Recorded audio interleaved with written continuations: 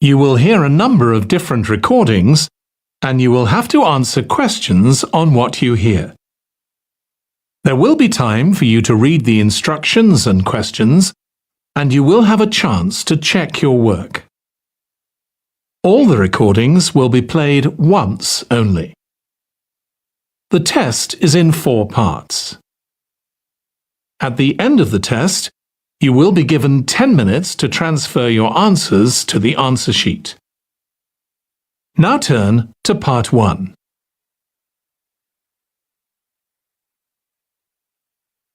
Part 1.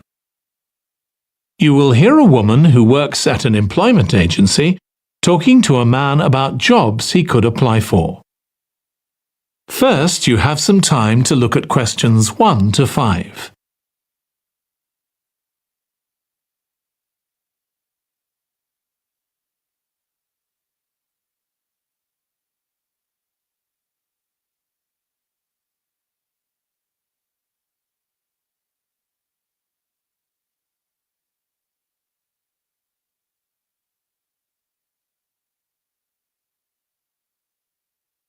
Now listen carefully and answer questions 1 to 5. Good morning. Thanks for coming in to see us here at the agency, Joe.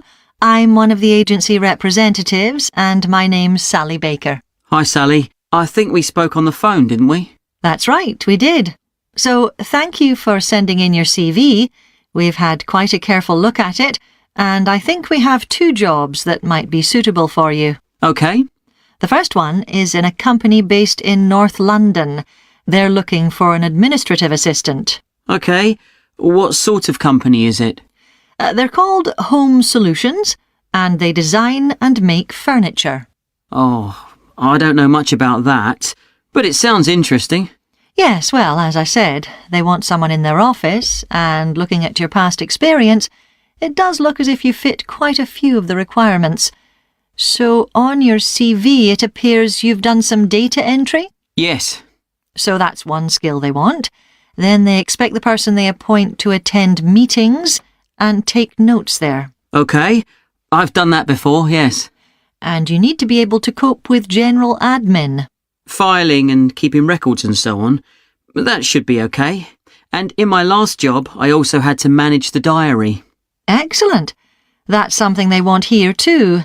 I'd suggest you add it to your CV. I don't think you mentioned that, did you? No. So, as far as the requirements go, they want good computer skills, of course, and they particularly mention spreadsheets. That should be fine. And interpersonal skills, which would be something they'd check with your references. I think that should be OK, yes. Then they mention that they want someone who is careful and takes care with details. Just looking at your CV, I'd say you're probably all right there. I think so, yes. Do they want any special experience? I think they wanted some experience of teleconferencing. Oh, I've got 3 years' experience of that. Let's see. Yes, good. In fact, they're only asking for at least 1 year, so that's great. So is that something that might interest you? It is, yes. The only thing is, you said they were in North London, so it would be quite a long commute for me. OK. Before you hear the rest of the conversation, you have some time to look at questions 6 to 10.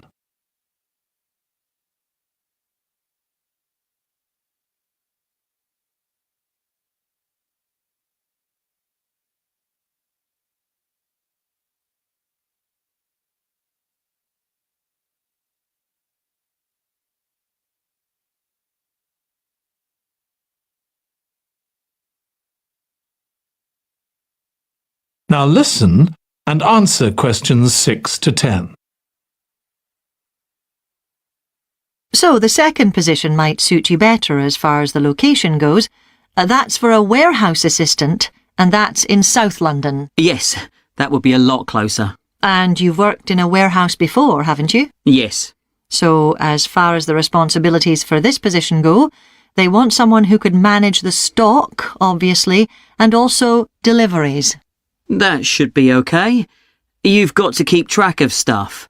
but I've always been quite good with numbers. Good. That's their first requirement.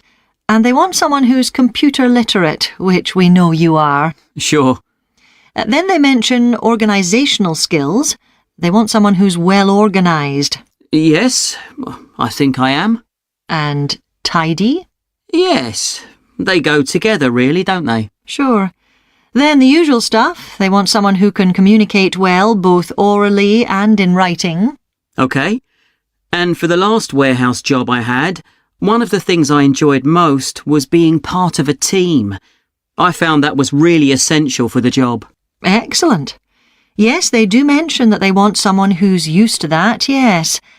Now, when you were working in a warehouse last time, what sorts of items were you dealing with? It was mostly bathroom and kitchen equipment, sinks and stoves and fridges. So you're okay moving heavy things? Sure, I'm quite strong and I've had the training. Good. Now, as far as experience goes, they mention they want someone with a licence and that you have experience of driving in London, so you can cope with the traffic and so on. Yes, no problem. And you've got experience of warehouse work. And the final thing they mention is customer service. I think, looking at your CV, you're okay there. Right. So, what about pay? Can you tell me a bit more about that, please? That is the end of part 1. You now have 1 minute to check your answers to part 1.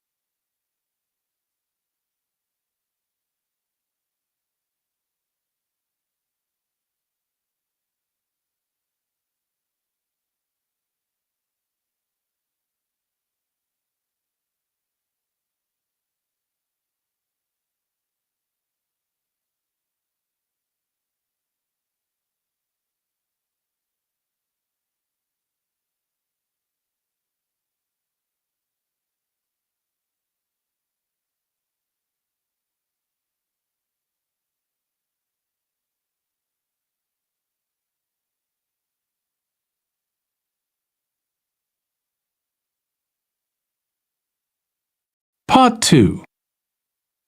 You will hear a woman called Alice Riches talking on the radio about a scheme which involves closing streets to traffic to allow children to play. First, you have some time to look at questions 11 to 16.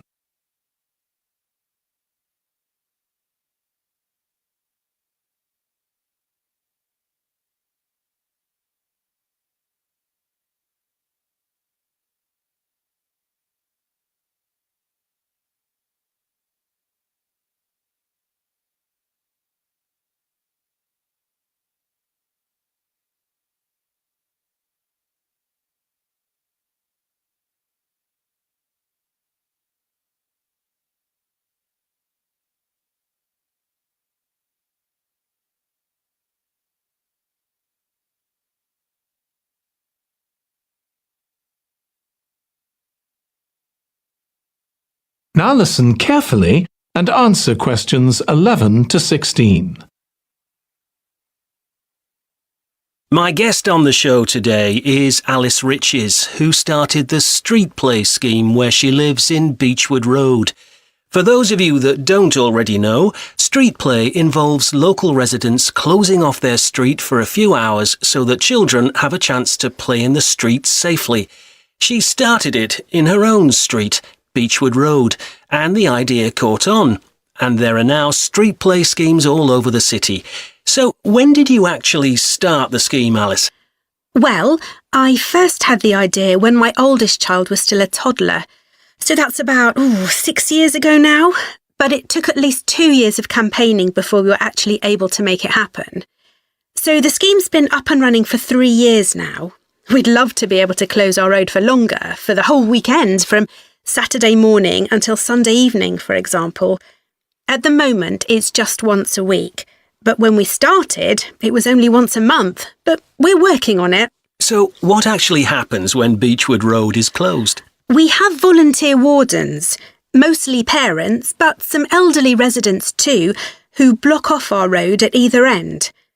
The council have provided special signs, but there's always a volunteer there to explain what's happening to any motorists. Generally, they're fine about it. We've only had to get the police involved once or twice. Now, I should explain that the road isn't completely closed to cars, but only residents' cars are allowed. If people really need to get in or out of Beechwood Road, it's not a problem as long as they drive at under 20 kilometres per hour. But most people just decide not to use their cars during this time, or they park in another street. The wardens are only there to stop through traffic. So can anyone apply to get involved in street play? Absolutely. We want to include all kids in the city, especially those who live on busy roads. It's here that demand is greatest. Obviously, there isn't such demand in wealthier areas where the children have access to parks or large gardens, or in the suburbs where there are usually more places for children to play outside. I'd recommend that anyone listening who likes the idea should just give it a go. We've been surprised by the positive reaction of residents all over the city, and that's not just parents. There are always a few who complain, but they're a tiny minority. On the whole, everyone is very supportive and say they're very happy to see children out on the street, even if it does get quite noisy. Before you hear the rest of the conversation, you have some time to look at questions 17 to 20.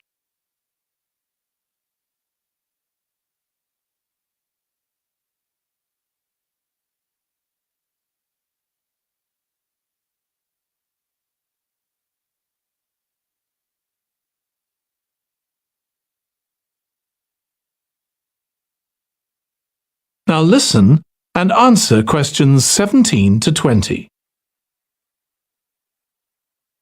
There have been so many benefits of street play for the kids. Parents really like the fact that the kids are getting fresh air instead of sitting staring at a computer screen, even if they're not doing anything particularly energetic. And of course, it's great that kids can play with their friends outside without being supervised by their parents. But for me, the biggest advantage is that kids develop confidence in themselves to be outside without their parents. The other really fantastic thing is that children get to know the adults in the street. It's like having a big extended family. It certainly does have a lot of benefits. I want to move on now and ask you about a related project in King Street. Right. Well, this was an experiment I was involved in, where local residents decided to try and reduce the traffic along King Street, which is the busiest main road in our area, by persuading people not to use their cars for one day. We thought about making people pay more for parking, but we decided that would be really unpopular. So instead, we just stopped people from parking on King Street, but left the other car parks open. It was surprising how much of a difference all this made. As we'd predicted, air quality was significantly better. But what I hadn't expected was how much quieter it would be, even with the buses still running. Of course, everyone said they felt safer, but we were actually amazed that sales in the shops went up considerably that day. We thought there'd be fewer people out shopping, not more. That's really interesting. So the fact that the street was... That is the end of part 2. You now have 30 seconds to check your answers to part 2.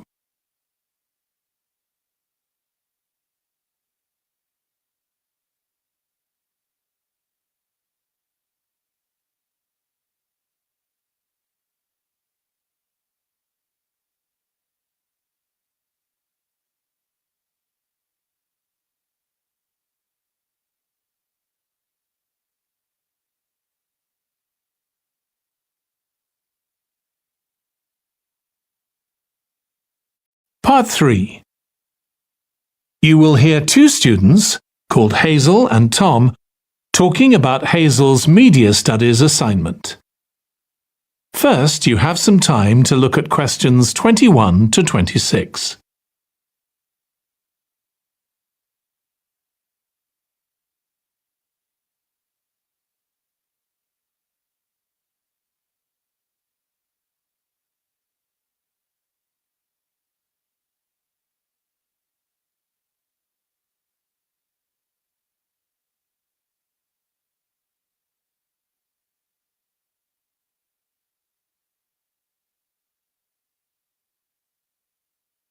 Now listen carefully and answer questions 21 to 26. Tom, could I ask you for some advice, please? Yes, of course. If you think I can help. What's it about? It's my first media studies assignment, and I'm not sure how to go about it. You must have done it last year. Is that the one comparing the coverage of a particular story in a range of newspapers? That's right. Oh, yes. I really enjoyed writing it. So, what sort of things do I need to compare? Well, there are several things.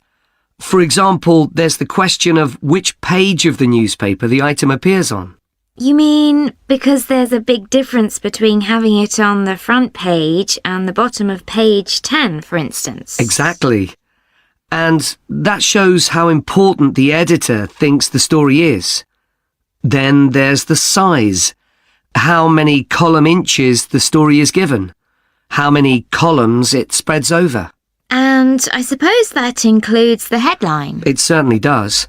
It's all part of attracting the reader's attention. What about graphics?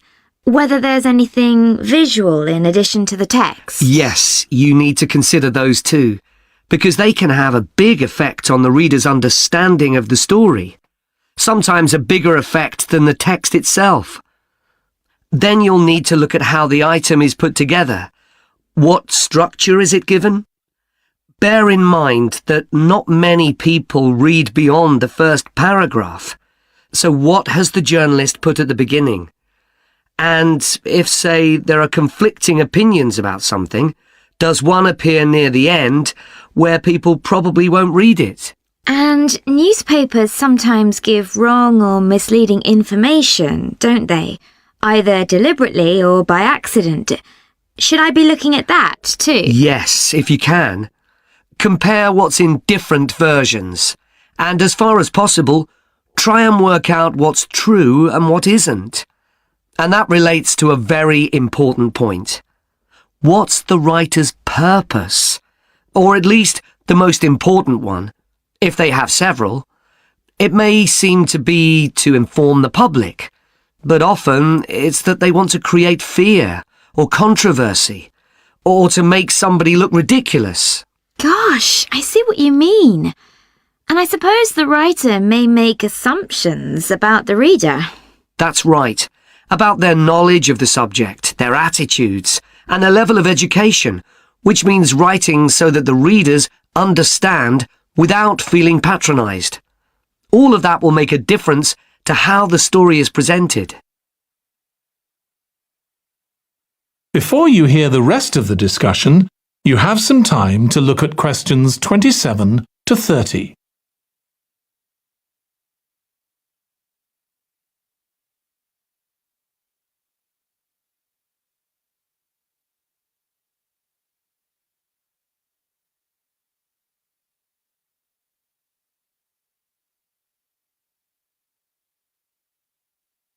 Now listen and answer questions 27 to 30. Does it matter what type of story I write about? No. National or international politics, the arts, anything, as long as it's covered in 2 or 3 newspapers. Though of course it'll be easier and more fun if it's something you're interested in and know something about. And on that basis, a national news item would be worth analysing. I'm quite keen on politics, so I'll try and find a suitable topic. What did you choose for your analysis, Tom? I was interested in how newspapers express their opinions explicitly. So I wanted to compare editorials in different papers But when I started looking, I couldn't find two on the same topic that I felt like analysing. In that case, I won't even bother to look. So in the end, I chose a human interest story, a terribly emotional story about a young girl who was very ill, and lots of other people, mostly strangers, raised money so she could go abroad for treatment. Actually, I was surprised. Some papers just wrote about how wonderful everyone was, but others considered the broader picture, like why treatment wasn't available here. I usually find stories like that raise quite strong feelings in me. I'll avoid that.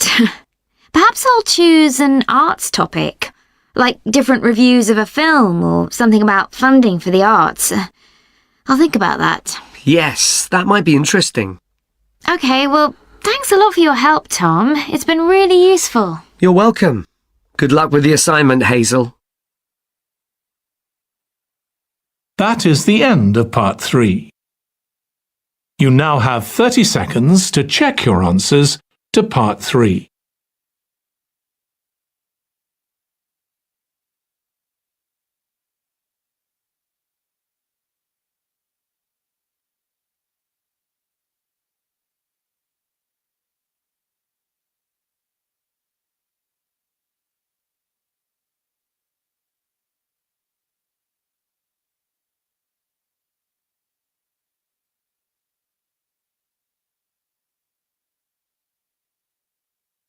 Part 4. You will hear part of a lecture on the early history of keeping clean. First, you have some time to look at questions 31 to 40.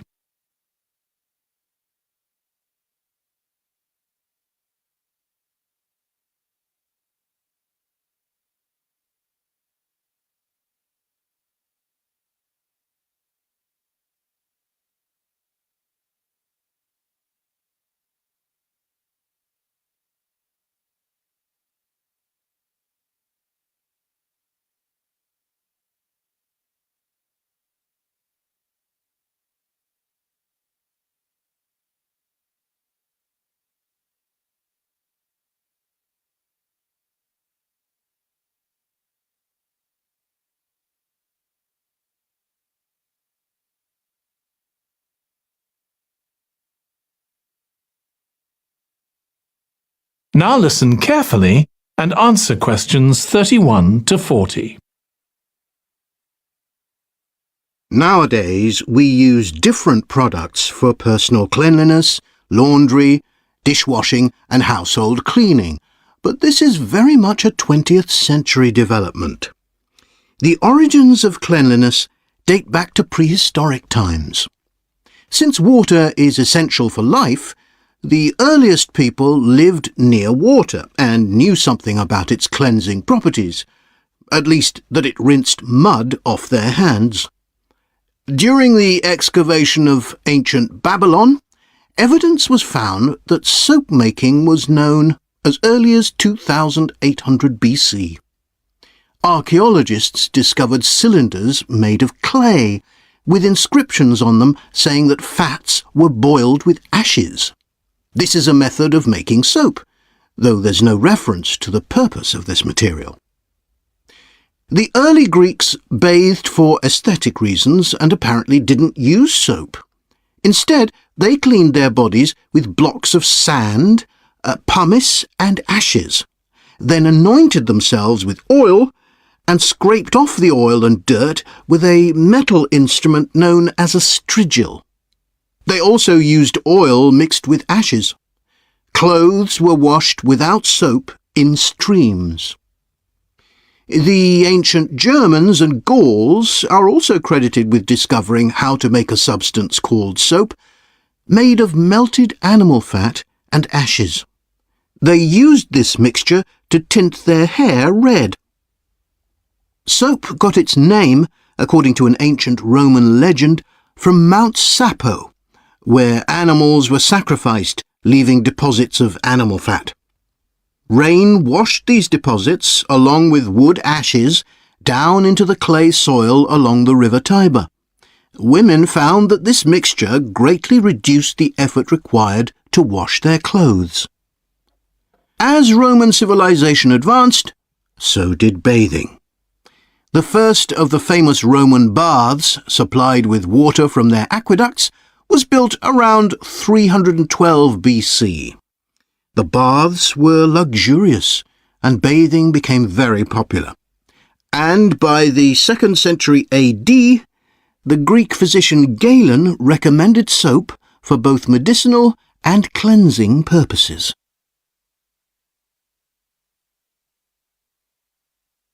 After the fall of Rome in 467 AD and the resulting decline in bathing habits, much of Europe felt the impact of filth on public health. This lack of personal cleanliness and related unsanitary living conditions were major factors in the outbreaks of disease in the Middle Ages, and especially the Black Death of the 14th century.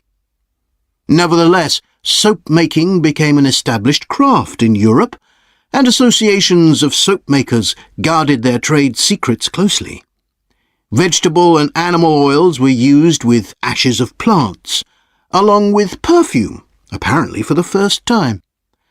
Gradually, more varieties of soap became available for shaving and shampooing, as well as bathing and laundering.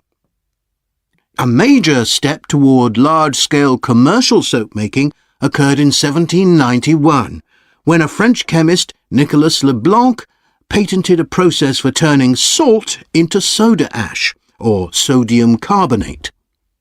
Soda ash is the alkali obtained from ashes that combines with fat to form soap. The Leblanc process yielded quantities of good quality, inexpensive soda ash. Modern soap making was born some 20 years later, in the early 19th century, with the discovery by Michel Eugène Chevreul, another French chemist, of the chemical nature and relationship of fats, glycerine, and fatty acids. His studies established the basis for both fat and soap chemistry, and soap making became a science. Further developments during the 19th century made it easier and cheaper to manufacture soap. Until the 19th century, soap was regarded as a luxury item and was heavily taxed in several countries. As it became more readily available, it became an everyday necessity, a development that was reinforced when the high tax was removed. Soap was then something ordinary people could afford, and cleanliness standards improved. With this widespread use came the development of milder soaps for bathing and soaps for use in the washing machines that were available to consumers by the turn of the 20th century. That is the end of part 4. You now have 1 minute to check your answers to part 4.